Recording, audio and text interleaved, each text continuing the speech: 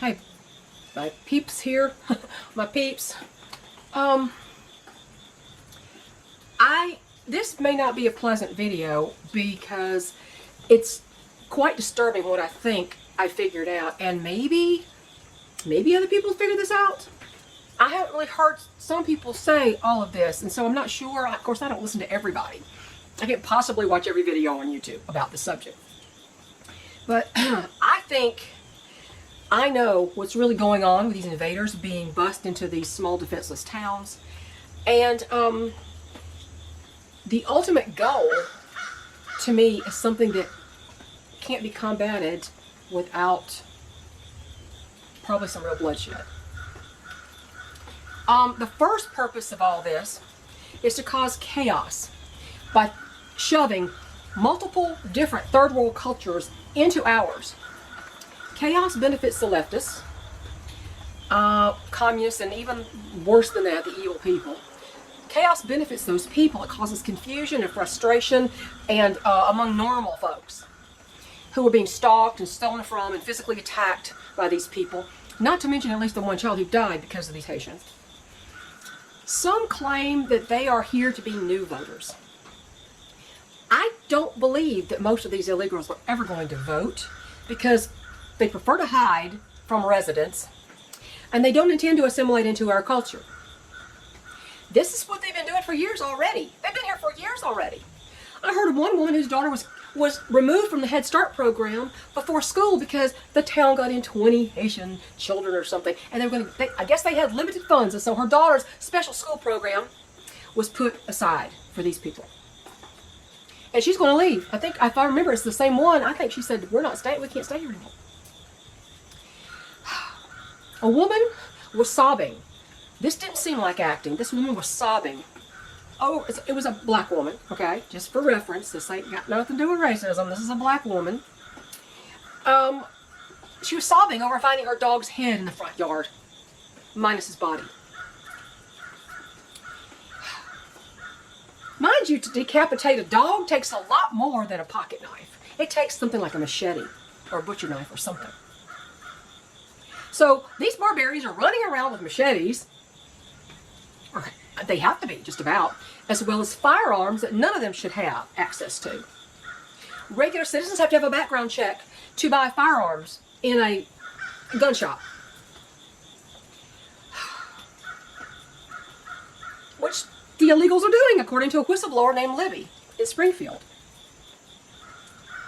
When she complained on a video about her boss telling her this guy came in and he wanted to buy a firearm, this Haitian came in, wanted to buy a firearm, and she said, well, is this, he gave her some kind of ID. She says, is this your correct address on here? And he said, no, it's not the right address. And she said, well, I can't sell you a firearm unless you get something with the right address. You can go down to the DMV and you can get a new ID and get the address changed. And then he got hostile. And her boss came out and told her, just give it to him, or something like that. He told her to process it, in spite of the fact the guy didn't have a legitimate identification. And then all of a sudden, she talked on camera, and the ATF was threatening her with prison for 16 years for following the law. I think that whole thing's been quashed now. They were just intimidation tactics, I think. Hopefully she's, and police in these towns have been told, hands off of these people. Hands off of these immigrants, the invaders. Hands off. We can't arrest them. They're immune from our laws. They don't have to follow our laws. When the law is not the law for one group, it's not the law for anybody. Where police and government break the law, there is no law. That was the first purpose, to cause chaos. The second, and even more sinister purpose, in my opinion, and it's becoming frightfully obvious to me, I don't know if it is to you, is a new slave trade. It became really clear to me when I was watching a report about a guy who everyone calls King George in Springfield, a millionaire. His name is George 10. He has several companies and shell organizations. One's called First Diversity Staffing Group. He's a millionaire human trafficker who transports illegals up from Florida up to Ohio, to Springfield, where he is. This is happening in more places than Springfield, Ohio, people. But this is where he is. He lives in a mansion, and he owns about 50 or so, as I understand it, properties. And he's bringing them up from Florida in busloads, in vans without tags, to work in factories like the Dole factory, Dole pineapple, at a fraction of a real living wage. So I'm sure he's probably, if he's doing it, he's cramming them all in these houses, because there's a lot more than fit in 50 houses. The George person is well known to this burgeoning Haitian community. They call him King George. They know who this is. And the thing is, he's been on the FBI's radar for years. Years. And all they do is watch. So the FBI watched George 10 for years, and they're still watching him. The FBI watched Thomas Crooks and Ryan Ralph. Just watched. Never acted until Trump was shot at, and actually almost hit the first time. Almost killed, at least twice now. There are more attempts made. There are more conspiracies being found out every day, supposedly. But they watched him, and they watched him shoot at President Trump. So, and then with the first guy, the well-known shooter, the way they investigate, now the ones in charge of the cookie jar are investigating by cremating the body before all the evidence is collected quickly, so nobody else finds any evidence that's going to implicate the real people behind this. So, I believe the FBI is complicit. My personal opinion. I'm entitled to it, just like everybody else. I think the FBI is fully complicit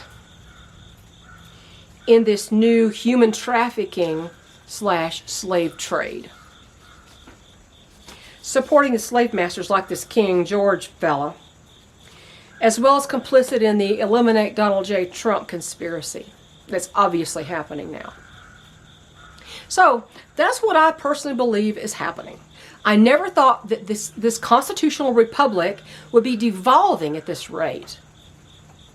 That's disturbing as hell, to see communists being put into office in a constitutional republic like Harrison Walls, even Biden. But these people outdo him. So, ladies, never go anywhere unarmed. Nobody should go anywhere unarmed, especially women. Illegals have been attempting, I've heard several stories from women that this happened to. Illegals have been attempting to lure them, as well as children, into these mysterious white vans with no tags, no license plates. And yet, these citizens are being called liars by the leftists who are just doing their jobs. They're just doing their jobs. Kind of like the Auschwitz guards were just doing their jobs. This has actually turned into a war of our government against the citizens. This is a war. And like in war, somebody's going to die. Because citizens are going to stop whining to the city council that doesn't give a flying fig about their opinions or anything to do with it, because they're getting money. They're getting paid off. They don't care what happens to the citizens who live in that town and pay taxes and are subject to the laws, even though the Haitians and the others are not. So the government actually has zero right to prevent you from arming yourself against these people, even if you have an arsenal to protect your family, your property, your animals, and yourself. Those animals are my food source. Not my cat, obviously, because we don't do that here.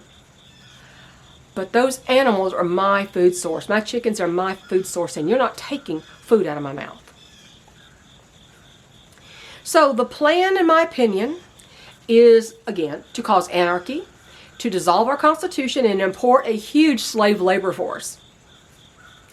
So prove me wrong with the evidence that's in front of us. It's too much evidence. There's too much. It's overwhelming now. People keep using that term, too big to rig. There's too much evidence to keep denying it, unless you look like a fool.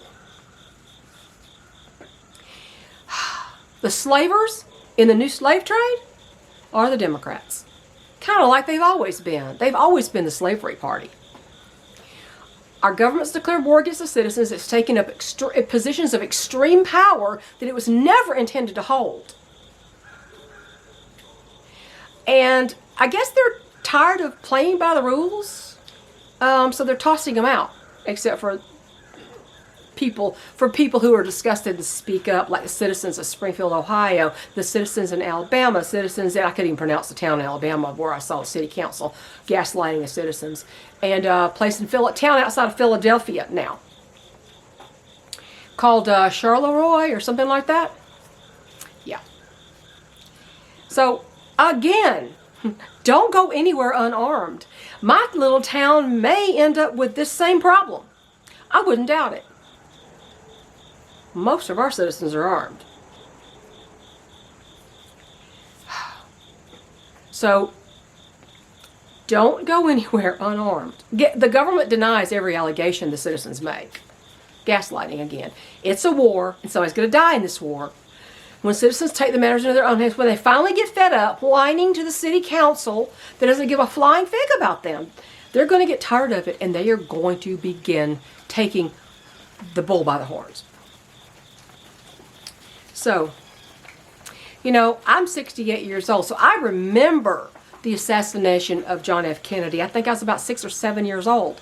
And the MLK assassination all too well. That's how banana publics take out their opposition. It always has been.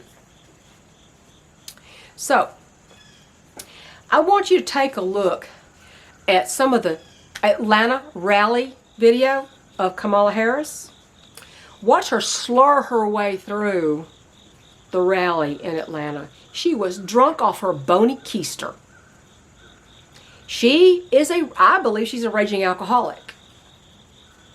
She was the kind of drunk where you take the guy's keys and hide them from him so he doesn't get in a car. That's how drunk she was.